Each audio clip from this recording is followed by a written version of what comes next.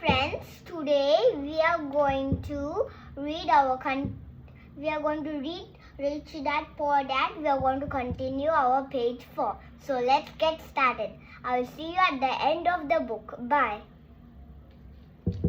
Hi friends, that was my daughter. So let us continue our reading from this book, Rich Dad Poor Dad. Yesterday we read till this point. Both dads paid their bills on time, yet one paid his bills first while the other paid his bills last. So let us continue. One dad believed in a company or the government taking care of you and your needs.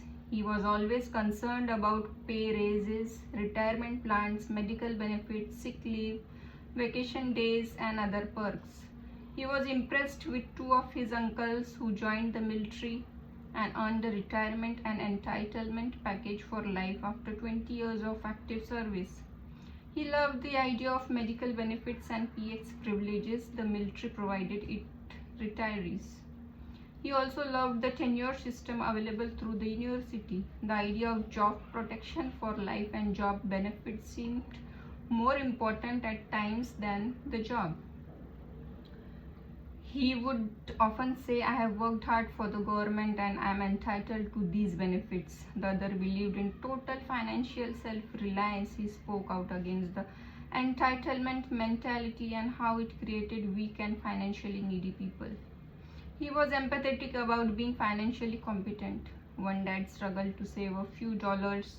The other created investments. One dad taught me how to write an impressive resume so I could find a good job. The other taught me how to write strong business and financial plans so I could create jobs.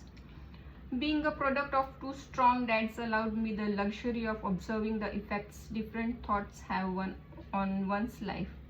I noticed that people really do shape their lives through their thoughts. For example, my poor dad always said, I'll never be rich, and that prophecy became reality. My rich dad, on the other hand, always referred to himself as rich. He would say things like, I am a rich man and rich people don't do this. Even when he was flat broke after a major financial setback, he continued to refer to himself as a rich man.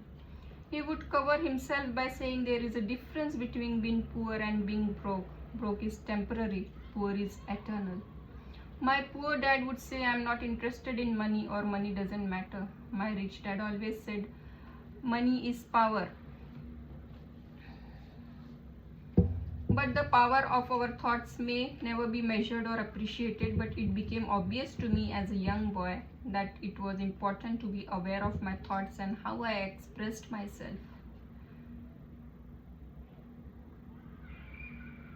I noticed that my poor dad was poor not because of the amount of money he earned, which was significant, but because of his thoughts and actions. As a young boy having two fathers, I became acutely aware of being careful about which thoughts I choose to adopt as my son. Should I listen to my rich dad or to my poor dad? Although both men had tremendous respect for education and learning, they disagreed about what they thought was important to learn. One wanted me to study hard, earn a degree and get a good job to earn money. He wanted me to study to become a professional, an attorney or an accountant and go to business school for my MBA. The other encouraged me to study to be rich, to understand how money works and to learn how to have it for me, how it worked for me.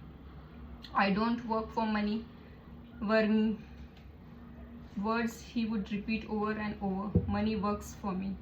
At the age of 9, I decided to listen to and learn from my rich dad about money. In doing so, I chose not to listen to my poor dad, even though he was the one with all the college degrees. A lesson from Robert Frost. Robert Frost is my favorite poet. Although I love many of his poems, my favorite is The Road Not Taken. I use its lesson almost daily. The Road Not Taken. We are reading one poem here now from Robert Frost, The Road Not Taken. Two roads diverged in a yellow wood, and sorry I could not travel both. And be one traveler, long I stood and looked down one as far as I could. to where it bent in the undergrowth, then took the other as just as fair, and having perhaps the better claim. Because it was grassy and wanted weir, though as for that the passing there had borne them really about the same, and both that morning equally lay in leaves no step and had trodden black.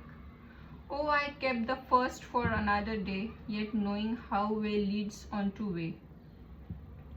I doubted if I should never come back. I shall be telling this with a sigh, somewhere ages and ages hence. Two roads diverged in a wood, and I took the one less travelled by, and that has made all the difference. And that has made all the difference over the years. I have often reflected upon Robert Frost's poem. Choosing not to listen to my highly educated dad's advice and attitude about money was a painful decision, but it was a decision that shaped the rest of my life. Once I made up my mind about whom to listen to, my education about money began. My rich dad taught me over a period of 30 years until I was 39 years old. He stopped once he realized that I knew and fully understood what he had been trying to drum into my often thick skull. Money is one form of power, but what is more powerful is financial education. Money comes and goes, but if you have the education about how money works, you gain power over it and can begin building wealth. The reason positive thinking alone does not work is because most people went to school and never learned how money works, so they spend their lives working for money. Because I was only 9 years old when I started, the lessons my rich dad taught me were simple. And when it was all said and done, there were only 6 main lessons, repeated over 30 years. This book is about those 6 lessons put as simply as possible. Just as simply as my rich dad put forth those lessons to me. The lessons are meant not to be answers but guide spots that will assist you and your children to grow wealthier no matter what happens in a world of increasing change and uncertainty.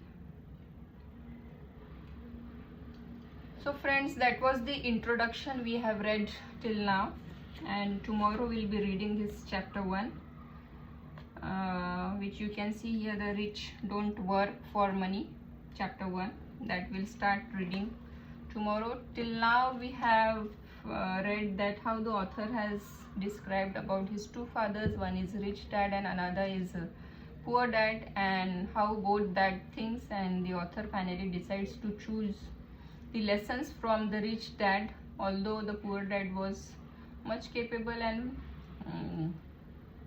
had all the education and degrees. So that was it for today.